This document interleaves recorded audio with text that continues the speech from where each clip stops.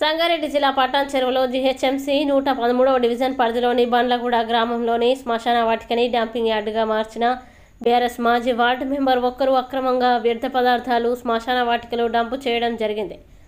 స్థానిక యువకులు మరియు కాంగ్రెస్ పార్టీ నాయకులు ముత్యాల సంజయ్ కుమార్ దీన్ని తీవ్రంగా ఖండించడం జరిగింది. అలాగే ఎమ్మెల్యేకి ప్రత్యేక చొరవ తీసుకొని ప్రజలకి న్యాయం చేయవలసిందిగా కోరారు.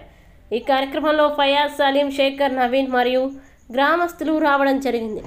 మనమే అందరం కలిసి కొట్లాడాలి కాబట్టి ముఖ్యంగా ఇలాంటి చర్యలు పునరావృతం కాకుండా కోరుకుంటున్నాం. అంతా ఇక్కడ వేస్తున్నారు. మేము పార్టీలకు అతీతంగా మేము స్థానిక మైపాల్ రెడ్డి అన్నగారికి మేము చెప్పుకునేది ఒకటే, గత 10 సంవత్సరాలుగా ఏదైతే ఇక్కడ శ్మశాన వాటిక పనులు పెండింగ్ ఉన్నాయో దయచేసి అన్నగారు మీరు కొంచెం దీన్ని చాలా ఇంట్రెస్ట్గా తీసుకొని వరకు 3 భాగాలుగా విభజించి మీరు ఇస్తారని కోరుతున్నాం. అంతేకాకుండా కాంగ్రెస్ పార్టీ తరఫున మేము మా యొక్క ఈ పని గురించి మేము ఎన్నంటే ఉండి మీకు సహకరిస్తాం. కానీ ఏ రోజైతే ఈ వ్యర్థాలు ఇక్కడ వేయడం జరిగిందో తక్షణమే ఇది తొలగించాల్సిందిగా డిమాండ్ చేస్తున్నాం. లేని పక్షంలో చట్టపరమైన చర్యలు వైలేషన్ యాక్ట్ కింద మరియు న్యూసెన్స్ యాక్ట్ కింద చర్యలు తీసుకోవాల్సిందిగా జరుగుతుంది.